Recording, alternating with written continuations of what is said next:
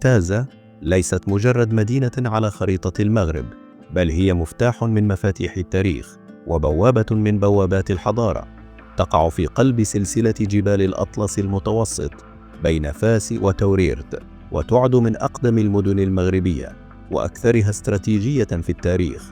مدينة تمتزج فيها رائحة الزمن القديم بنسيم الجبال العليل، وتحكي جدرانها وأسوارها عن قرون من الأمجاد والانتصارات والصراعات التي شكلت ملامح المغرب.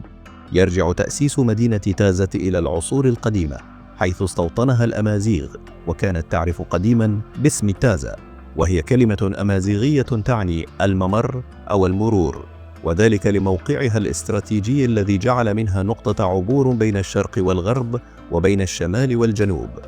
وقد عرفت المدينة أوج ازدهارها خلال العهد المرابطي ثم الموحدي، حيث جعلها الخليفة عبد المؤمن الموحدي قاعدة انطلاق لفتوحاته في المغرب الشرقي. ثم تعاقبت عليها الدول الإسلامية الكبرى مثل المرينيين والوطاسيين والسعديين والعلويين. وكانت مدينة تازة دائما ذات أهمية عسكرية قصوى، إذ لعبت دورا رئيسيا في حماية المغرب من التوغلات القادمة من الشرق، كما كانت تعرف بالحصن المنيع نظرا لأسوارها الشاهقة وأبوابها التاريخية مثل باب الريح وباب الجمعة وباب المروج. تزخر المدينة العتيقة لتازة بمعالم لا تعد ولا تحصى، وأبرزها الجامع الكبير الذي يعود بناؤه إلى القرن الثاني عشر ميلاديا، ويعتبر من أقدم المساجد في المغرب، يتميز بمنبره الخشبي المنحوت بدقة نادرة. القصبة المارينية التي تطل على المدينة وتوفر مشهدا بانوراميا ساحرا. المدرسة البعنانية تحفة معمارية تعكس ازدهار العلوم الشرعية والفكرية في تازة. الأنفاق والخنادق الدفاعية، وهي شبكة تحت الأرض كانت تستخدم لأغراض عسكرية واستراتيجية. كما تتميز تازة بقربها من مغارة فريواطو، واحدة من أعمق المغارات في إفريقيا، والتي تعد وجهة لمحبي الاستكشاف والمغامرة.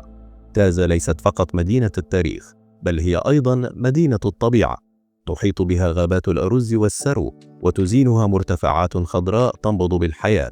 كما تعد بوابة الحديقة الوطنية لتازكة التي تضم ثروة نباتية وحيوانية نادرة. تازة المدينة التي لا تنام على مجدها، بل تستمر في سرد حكايتها بين الحجارة العتيقة وأصوات المآذن، بين صمت الجبال وعبق الذاكرة. هي مدينة تعبر الأزمنة وتسكن القلوب، وتنتظر من يكتشفها بعدسة مختلفة، بعدسة ترى العمق قبل الجمال والتاريخ قبل التفاصيل.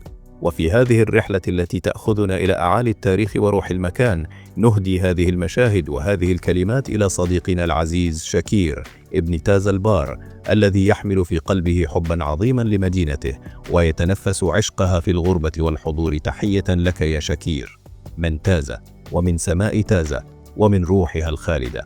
نأمل أن تكونوا قد استمتعتم بهذه الرحلة. لا تنسوا الإعجاب، التعليق والمشاركة لدعم عملنا. شكرا على المشاهدة. أترككم الآن لتستمتعوا بمشاهدة بقية الفيديو. إلى اللقاء في الفيديو القادم، ومع السلامة.